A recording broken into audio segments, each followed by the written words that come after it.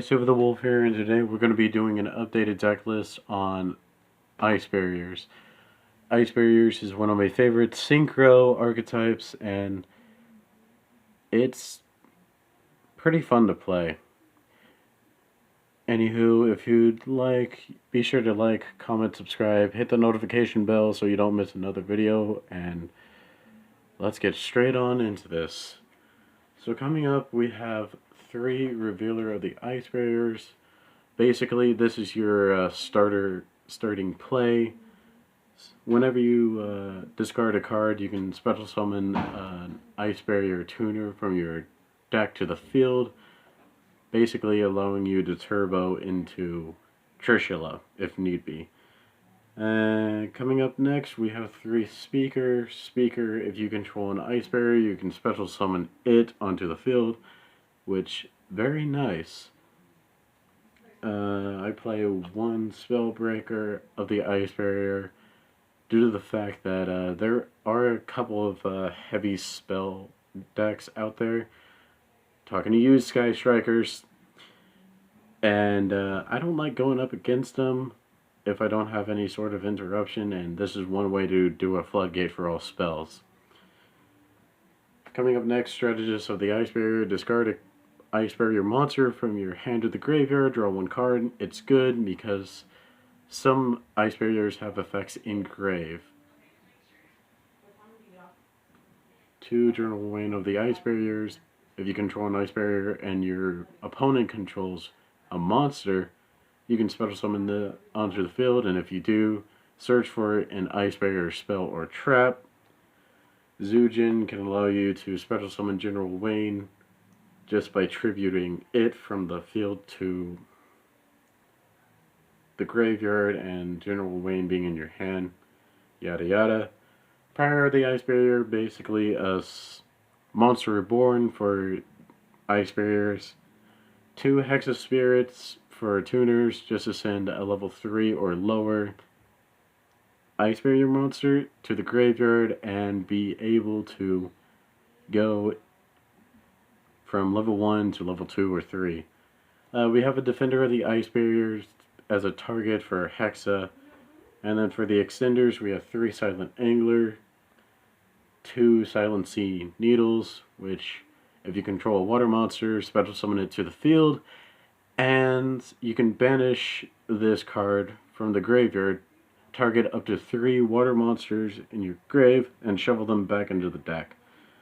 White Stingray as 1 copy to discard 1 water monster and special summon it to the field, and 2 Gigabytes to special summon it onto the field if you control a spellcaster type monster, which you do run a myriad of.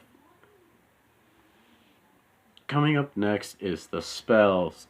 So for the spells, we have 3 copies of Medallion of the Ice Barrier to search for your pieces that you're missing, 3 Freezing Chains in order to bring back some of the Ice Barriers from grave to the field, a Monster Reborn as another Freezing Chains, basically another extender, 2 Winds over the Ice Barrier to bring out some of the pieces that you need for a synchro or an XD summon.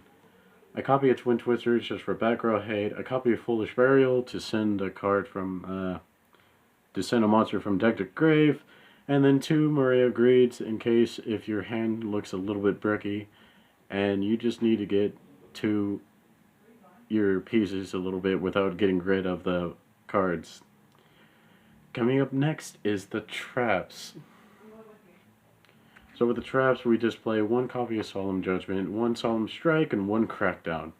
Solemn Judgment to stop the normal summon, Solemn Strike to stop the special summon, or monster effects, Crackdown just to steal a monster. Alright, let's head into the extra deck. So for the extra deck, we have 1 copy of Elder Entity. Now I know what you're thinking. But why are you running this? Because you don't have Dogmatic Punishment. Easy answer. It's a fusion monster that needs only a synchro and an Xyz monster, and you don't really need polymerization. And it can allow you to extend your plays by allowing you to special summon a level 4 monster from your hand. And if it were to be sent to the graveyard, i.e. battle or effect pop a card on the field.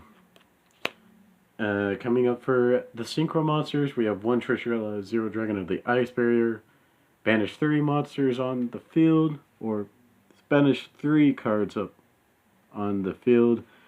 And if it were to be destroyed by a card effect, special summon 1 Trishula, and then it gains 30. It goes to 33 instead of its original 27. 1 Adamant Pater Rise and Dragite for spell and trap card negation. 1 Crystal Wing Synchro Dragon just for monster negation. Quishron Quandax if you need to go into a Synchro Summon on your opponent's turn. 1 Coral Dragon to pop a card, and also to draw a card if it's sent from field to grave. 1 Glacier Beast Iceberg Narwhal, which is something a friend of mine wanted me to play, and which I say, yes. Its effect to negate a card or effect while you're in the battle phase is pretty neat, in a way. Coming up next is the XCs. So for the XCs, we play about 6. For the XCs, we play Abyss Dweller, just for graveyard effects to be nullified for a turn. Bahamut Shark and Totally Awesome, just for me to actually bring out Totally. 2 Stealth Kragans, or Kragan Stealth, or just Kragans. I forgot the name of them, but my friend knows them. And number 4, Stealth Kraken. If this were to be destroyed by a card effect, special summon these 2, and if these 2 were to be destroyed whenever special summoned by a number card, you can bring this back. Basically, it just does a whole lot of tagging out. And they do pop cards, pop monsters, and one of them does effect damage when doing so, which is kind of nice. And for the only Link monster that I play, which